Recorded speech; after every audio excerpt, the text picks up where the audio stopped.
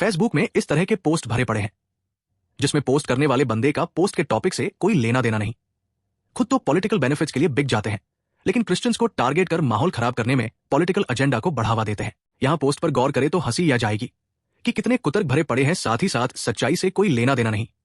पढ़िए जरा कि कैसे क्रिश्चियनिटी का मजाक उड़ाने की नाकाम कोशिश की गई। क्योंकि लोग भारत में इन्हीं झूठों का प्रचार करते हैं तो हमें रिप्लाई करना पड़ता है।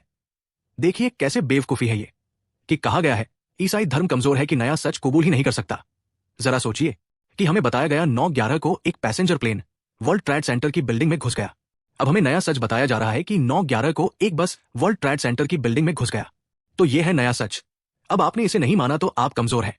अब अगर यह कहा जाए कि 9/11 को पैसेंजर प्लेन ने वर्ल्ड ट्रेड सेंटर पर हमला नहीं किया बल्कि पेंटागन पर हमला हुआ था, तो यह भी नया सच नहीं होगा बल्कि उसी दिन की दूसरी घटना।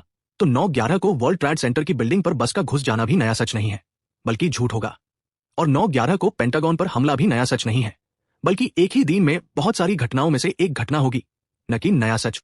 पहली बात तो नया सच नाम की कोई चीज नहीं होती। सच सिर्फ सच होता है। जर्म पहले से थे, न कि जर्म थ्योरी के बाद।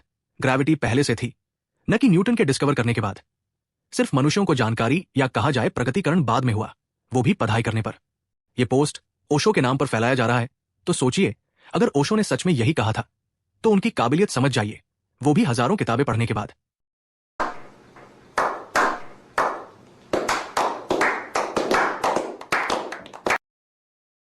इसी भाग में आगे बढ़ते हैं तो और भी आश्चर्य होता है कि किस प्रकार ओशो का सहारा लेकर एवोल्यूशन को सही और क्रिश्चियनिटी को गलत साबित करने की कोशिश की गई है। ओशो का मुखौटा पहनकर क्रिश्चियनिटी के विरुद्ध एक विशेष कथा गढ़ी गई। यह पूरा प्रयास एक सुनियोजित खेल है। दुनिया के लगभग सभी धर्म किसी न किसी रूप में ईश्वर की अवधारणा को स्वीकार करते हैं, चाहे वह एकेश्वरवाद हो या बहुदेववाद। लेकिन यहां निशाना केवल क्रिश्चियनिटी को बनाया गया है। यह दिखाने की कोशिश की गई है कि थ्योरी ऑफ एवोल्यूशन के आते ही चर्च बौखला गया था, जबकि ऐतिहासिक तथ्य इससे बिल्कुल भिन्न है। 1959 में जब चार्ल्स डार्विन की पुस्तक on the origin of species प्रकाशित हुई, तब लोगों की प्रतिक्रियाएं एक जैसी नहीं थी। कुछ लोगों ने उसे तुरंत अस्वीकार कर दिया, कुछ ने उसे स्वीकार कर लिया, और कई विद्वानों तथा धर्मशास्त्रियों ने एवोल्यूशन और बाइबल के बीच सामंजस्य स्थापित करने का प्रयास किया। इसलिए यह कहना कि चर्च बौखला गया था, इतिहास का अत्यधिक गलत प्रकटीकरण है।